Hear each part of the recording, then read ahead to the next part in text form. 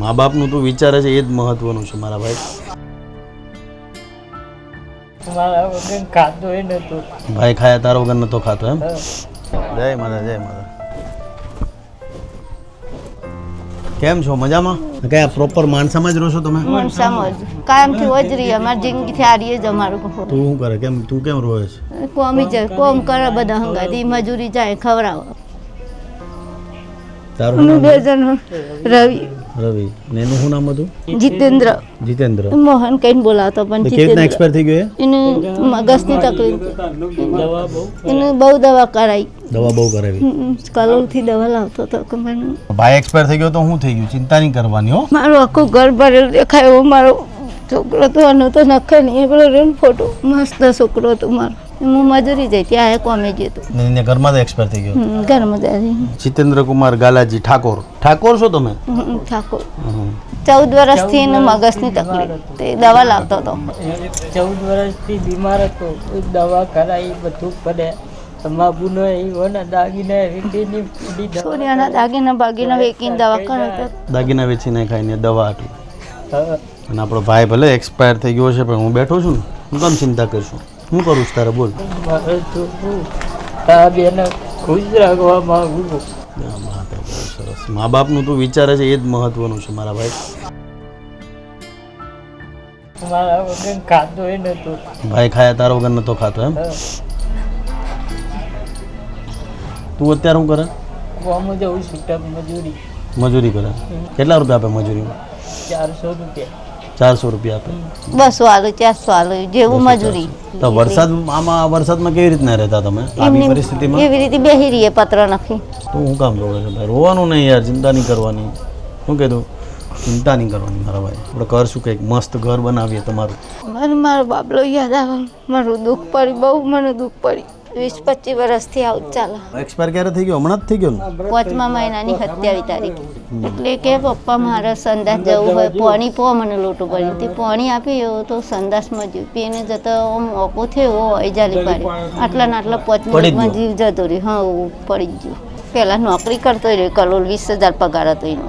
પછી એનું એવું થઈ ગયું ને અંબાજી ગયો ને તે પછી તારનો પડી ગયો તે મને અચાનક કેમ એવું થઈ ગયું? અચાનક કોઈ મને આટલું કોઈ સહારો ના આવે. માણસા ગામ છે એમાં 24 વર્ષનો દીકરો વસ્તુના અભાવના કારણે એક્સપાયર થઈ ગયો. હમણાં 4-5 મહિના જ થયા છે. આ નાનો છોકરો છે રવિ નામ છે, રવિ ઠાકોર છે અને આ જે એક્સપાયર થઈ ગયો 24 વર્ષનો જીતેન્દ્ર ઠાકોર. આ ઠાકોર પરિવાર છે માણસા ગામમાં છું અત્યારે અને કેટલા બધા લોકો એમને મને આ મેસેજ મોકલેલા કે તમે આ જગ્યા પર આવો, આમનું ઘર બનાવો. સખત જરૂરિયાતમંદ પરિવાર છે. આ માજી છે, આ નાનો છોકરો છે રવિ 17 વર્ષનો, એના ભાઈને યાદ કરીને ખૂબ રડે છે. મતલબ હું જ્યારનો આવ્યો ત્યારનો એના ભાઈને જોઈને રડે છે કે ભાઈ હું જ્યારથી મારો ભાઈ મોટો હતો ત્યારથી મારો ભાઈ મારા વગર ક્યારેય જમતો નહીં. અંબાજી દર્શન કરવા ગયો, એક્સિડન્ટ થઈ ગયો અને એના હિસાબે મંદ બુદ્ધિ મતલબ પાગલ જેવું થઈ ગયું ભાઈને. અને આટલા સમયથી મતલબ છેલ્લા 12-13 વર્ષથી દુઃખી હતો અને આ પરિવાર 25 વર્ષથી હેરાન થાય છે. આ સતત રડે છે. મતલબ હું જ્યારથી આવ્યો ત્યારથી રવિ એના ભાઈને યાદ કરીને રોવે છે કે મારો ભાઈ મને ખૂબ પ્રેમ કરતો હતો અને અમે બે ભાઈઓ અમારા ઠાકોર સમાજમાં ક્યારે પણ લગ્ન હોય કે કોઈ પણ જાતનો પ્રસંગ હોય તો અમે બે ભાઈ હારે જતા અને આજે મારો ભાઈ નથી એનો મને બહુ પસ્તાવો છે. એમના માટે આપણે માણસામાં ઘર બનાવી રહ્યા છીએ. ઘણી વસ્તુ એવી હોય ને હું એવું માનું છું કે ભાઈ ભગવાન ક્યારેક ક્યારેક કોઈ જગ્યા પર આપણે જવાનો રસ્તો ચિંધતા હોય છે. ખૂબ સારું ઘર આપણે બનાવશું અને જીતેન્દ્રનો જે ફોટો છે આપણે ઘર બનાવીને એમના ઘરમાં મૂકશું. જીતુની ખૂબ ઈચ્છા હતી. માજે જેવું કીધું કે ભાઈ મારા દીકરાની બહુ ઈચ્છા હતી કે ભાઈ મારે મારા મા બાપ માટે કંઈ કરવું છે.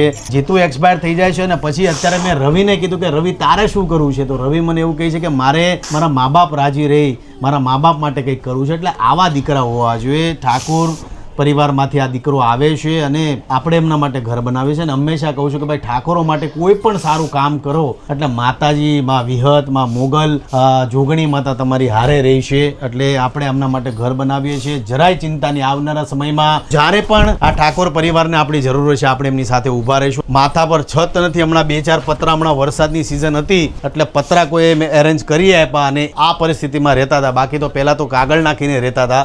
આ પરિવાર માટે આ તમે જુઓ અનાજના નામે આમની પાસે ખાલી આટલી વસ્તુ છે. આ ઘઉં છે, ઘઉંની અંદર તમે જોશો ઘઉંની અંદર મકોડા છે, ઘઉંની અંદર કાકરા છે. આપણે મસ્ત ઘર બનાવીએ છીએ. રવિ જરાય ચિંતા કરતો નહીં. શું કીધું? હું તારો ભાઈ છું. તમે ચલાવો છો. અરે માજી પગે લાગો માં, પગે લાગો માં, પગે લાગો માં. આપણે છે ને બધો સામાન બધો થોડોક આ લોકોને બહાર કઢાઈ નાખે. બધો સામાન લેવા મદદ કરો. ચાલો બધા આવી જાઓ, આવી જાઓ. આમ રહેજો, આમ રહેજો. આવી જાઓ. ચાલો. આમે પાઇપલાઇન છે, જોજો.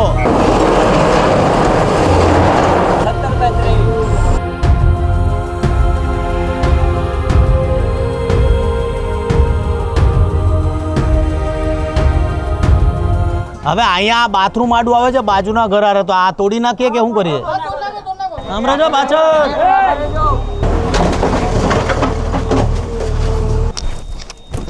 ભાઈ દાદા થોડા આ પતરા લઈ લો ને, બધા આવો ને. ચાલો.